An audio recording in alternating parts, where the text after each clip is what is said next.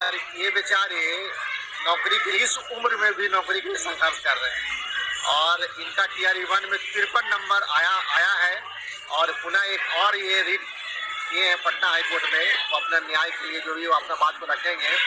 सबसे बड़ा बात है कि इन्होंने पटना हाईकोर्ट में 2 लोग, ये और इनके एक और साथी, 2 लोग एज रिलैक्सेशन के लिए केस किए थे और बड़ा संघर्ष करने के बाद कोर्ट ने इनको जेन्युइन माना और उनको लगा कि नहीं, बहाली कई सालों के बाद आया है। तो जो पार्टी बने थे, ये और इनके एक और मित्र, सिर्फ 2 लोगों को जो है पटिशनर बनाया गया, एज में छूट दिया गया और BPSC स्पेशल 2 दिन का साइट खोला इनके लिए, ये कि भाई इनका आवेदन लिया जाए। तो ये होता है पटिशनर बनने का लाभ। बाकी त्रिपुरारी झा जी हमारे पुराने संघर्ष के साथी रहे हैं, गांधी मैदान में मुलाकात होती थी। आज ये आए हैं हमसे मिलने के लिए, अपना बातों को रखेंगे। NIOS अभ्यर्थी को TRE-1 सप्लीमेंट्री रिजल्ट और TRE-2 के एग्जामिनेशन का रिजल्ट नहीं दिया है। इसकी दर्द और वेदना के रूप में जितना भी अभिव्यक्त किया जाए, वह दर्द और पीड़ा को शब्द में नहीं व्यक्त किया जा सकता है। नियमावली के आड़ में NIOS अभ्यर्थी को बाहर कर दोगे, वह निरंकुश सरकार को मालूम था, लेकिन अभ्यर्थी के दिल पर कितना गुजरेगा वह अभ्यर्थी को मालूम न था। मैं एक उदाहरण देना चाहता हूँ। हमारे हाथ में जो देख रहे हैं, यह TRE-2 एज रिलैक्सेशन का पेटिशनर फाइल है। मैं थोड़ी सी चर्चा बैक में करता हूँ TRE-1 के बारे में।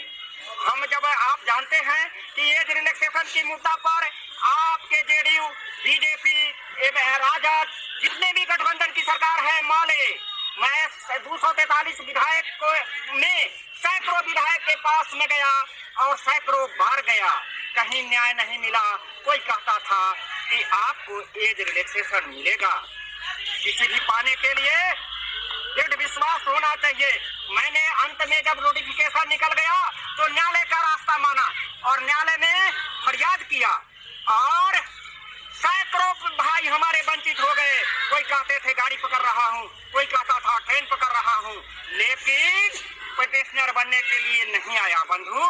पिटिशनर रीट याचिका जो होता है, बड़ी वारंट रीट याचिका के अंतर्गत आता है। जो हिस्ट्री के साइंस, पॉलिटिकल साइंस के होगा, वह रीट याचिका के बारे में ज्यादा जानते होंगे। रीट याचिका ओनली फॉर पिटिशनर बेनिफिशियल होता है। जो भी फैसला आता है आपके लिए मान्य होता है। तो NIOS की वैलिडिटी में जिस रास्ते से, मैं यह नहीं कहता हमारे पप्पू भाई आपको NIOS का स्टेट लेवल पर जो जीत दिलाया था, अग्रगण्य भूमिका निभाया था, इसके लिए मैं स्पेशल धन्यवाद देता हूँ।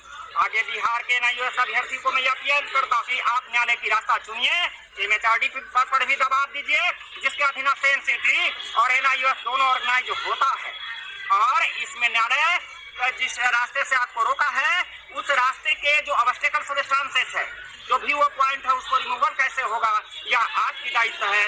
न्यायालय की रास्ता पप्पू भाई के अग्रगण्य में भूमिका के साथ निभाइए तो बेहतर होगा, और नहीं तो भावो भैंसों का रिश्ता रखिएगा। पप्पू भाई के साथ नहीं जाइएगा, न किसी और के साथ जाइएगा। आप घर में बैठे सो जाइएगा, आप वहीं रह जाइएगा। जो सोता है सो खोता है, जो जागता है सो पाता है। न्यायालय की रास्ता अख्तियार करना है। मैं एक और उदाहरण देता हूँ कि TRE-2 के TRE-1 का, हमारा जो TRE-1 का जो सप्लीमेंट्री रिजल्ट के बारे में जो लड़ाई चल रहा है, 15 सेट में केस हुआ है और कहीं मतभेद नहीं है।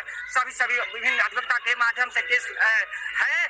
आपको एज अ टीम लीडर आप जानते हैं कि how can move policy for move in one direction. As a team leader feel in very difficult. किसी भी टीम लीडर की समस्या होता है, कोई मनमुटाव होगा, किसी तरह का गतिरोध होगा, कोई मायने नहीं रखता है। न्यायालय की रास्ता अपनाइए और पप्पू भाई के हाथ को मजबूत कीजिए। आपको अपने जाना है, स्वयं अगर एक है सो आप जा सकते हैं, लेकिन पिटिशनर का लाभ तभी मिलेगा जब आप स्वयं न्यायालय में पिटिशनर बनिएगा। इसलिए समय कम है। अगला संडे को समय दिए हैं सर, अगला संडे को समय दिए हैं। गांधी मैदान की धरती है और गांधी जी की मूर्ति यहाँ खड़ा है। आपको न्याय मिलेगा। सरकार जब